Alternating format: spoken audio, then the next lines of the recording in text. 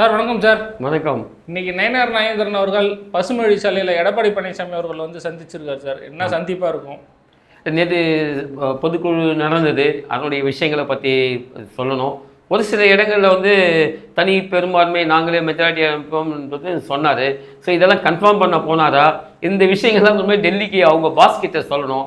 ஏன்னா தமிழ்நாட்டில் இப்படி நடக்குதே என்னன்னு சொல்லி அப்படி தான் நினைக்கிறேன் தவிர வேறு எதுவும் ஒரு முக்கியமான சந்திப்பாக இருக்காது. அவரை கன்ஃபார்ம் பண்ணுறாங்க, ஐயா நீ இங்கே தான் இருப்பியா இல்லை இங்கேருந்து போயிடுவியா அப்படின்னு அவங்களுக்கு ஒரு டவுட் வந்துச்சு. நேற்று அந்த ஆணித்தரமான பதிவுகள்லாம் பதிவு பண்ணதுனால பிஜேபிக்கு ஒரு டவுட் இருக்க சான்ஸ் இருக்குது. அவங்க மொத்தம் இவர் பிஜேபி விட்டு போகிறதுக்கான வாய்ப்பு இருக்காது தானே சார்? கண்டிப்பாக அவர் போக மாட்டார், அந்த பிஜேபி கூட்டணியில் இருப்பார். அதற்காக நிறைய விஷயங்கள் அடுத்தடுத்து இருக்குது. அதை இன்னொரு எபிசோடில் நம்ம சொல்லலாம் கம்ப்ளீட்டாக ஏன் அவர் போக மாட்டார் அப்படின்றதுக்கான நிறைய விஷயங்கள் இருக்குது சார். அதே போல் வந்து பார்த்தீங்கன்னா கூட்டணி குறித்து ஏதாவது பேச்சுவார்த்தை உள்ள நடந்திருக்குமா? கண்டிப்பாக நடந்திருக்கும். ஏன்னு கேட்டால் இப்போ அவர் நேற்று கொடுத்ததே நம்மளே பார்த்து பேசிட்டோம். 210 தொகுதின்னு அவரும் சொல்லிட்டாரு, இன்னும் 99 நாள் தான் இருக்குதுன்னு அவரும் சொல்லிட்டாரு.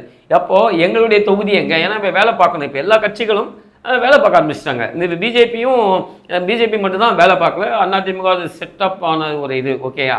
இப்போ அதனால் போய் எங்களுக்கு தொகுதியை உடன்படிக்கை பற்றி தான் பேசுறதுக்கான போயிருப்பார் என்பது தான் ஆணித்தரமான உண்மை. சார், இப்போது நயனார் நாகேந்திரன் எத்தனை சீட்டுகள் வேணும் அப்படின்னு கேட்பாரு. ஏன்னா இதுக்கு முன்னாடி வந்து பார்த்தோன்னா 20-21 கொடுத்துருந்தாங்க.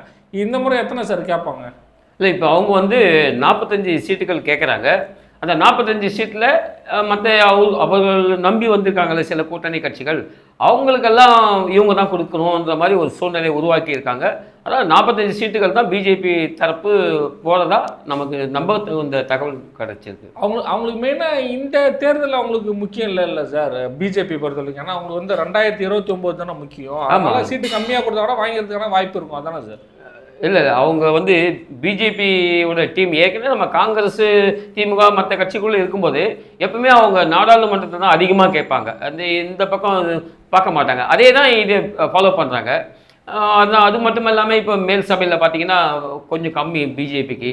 ஸோ இவங்கெல்லாம் உள்ளே போனோம்னா நல்லதுன்ற மாதிரி அது அரசியல் நகர்வுகள் இருக்குது. அப்போ வந்து அதிமுக பிஜேபியும் கூடிய சீக்கிரம் வந்து பேச்சுவார்த்தை நடக்கும்னு நீங்கள் சொல்கிறீங்க? கண்டிப்பாக நடக்கும். இந்த 45 சீட்டு தான் அவங்க கேட்குறாங்க பிஜேபி தரப்பில். கண்டிப்பாக எடப்பாடியார் கொடுத்துருவார் அப்படின்ற மாதிரி தான் இன்றைக்கி அந்த தகவல்கள் வந்து கொண்டிருக்கிறது. அந்த கூட்டணி கட்சிகள்லாம் சேர்த்து இவங்களே வந்து பகிர்றதுனால அந்த சீட்டுகள் கொடுக்கும். ஆமாம், அப்படிதான். கூட்டணி கட்சிகள் போய் எடப்பாடியார்கிட்ட பேச மாட்டாங்க, அது பிஜேபியே பார்த்துக்கணும். உங்களால் நீயே பார்த்துக்கோ, அப்படி தான் அந்த கூட்டணி அமையும். கருத்துகளுக்கு நன்றி சார். நன்றி.